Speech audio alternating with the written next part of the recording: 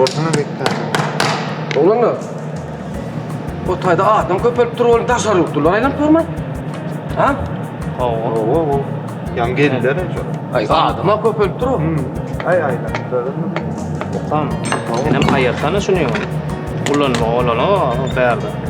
Ay, ya lay dostum ya. Şartlığa da diyanedir. Görseler näme? Dipende kamera var ahire. Ay, gidin şu kameranı şu görüp de yok be dostum ya.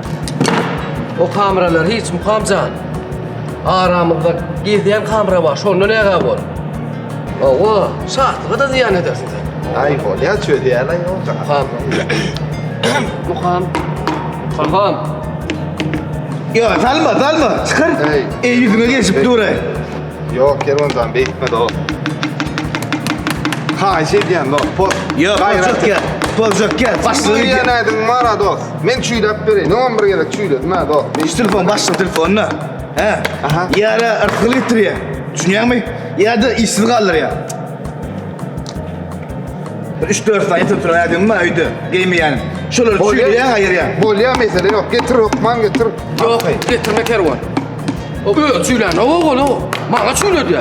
Bana dertler o Kervan getirme var. Şulara metik o bana, şulara metik bana. Böyle. Ya sen ortadan geliyorsan ne mi dedin? Gezip veren kamera var dedin mi ne dedin? Hasan, Yani. men mi? Ava. Ay yok, men abi diyemem. Şey değil mi abi? Ay yok, mene istemem. Deydi. Yok, mene istemem. Diyemem. Vallahi dost. Böyle deydi bizden hayır ya. Ya diydin ha Derdancan. Hasan neydim? Diydin ha yana olma. Ben ne ittirim? Ay yok, mene istemem. Benim bir hiç şey diyeceğim adama, ben de yanmam. Diydin Ay ha. Mukam bekmesen ha, boyun arkana diyemem Kervan. Diydi. Kervan. Boynu ara. Diyemem. Böyle deydim de şu bizden hayır ya tek kilo ya.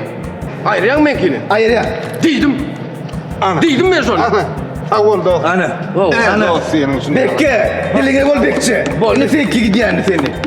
Hayran alamadınlar var ya. İşte işini bilen oğlum. Şunun mu? Siz var. Küçük de gip çoğu. Hayran alamadınlar var ya. Şartlığın yanına adım ettir. Ben barayın riski. Şartlık. Ay, tmaz men ha Mukamcan, häzir boldy. Boldy. Gelir öykmen de dost. Gelir öykmen. Adam ya ayttık. Onu yerden çıktı diysen ikinden köle koyuyor. Hayran alaymalı adam aydın. Hayran kalma olsun, hayran kalma bize.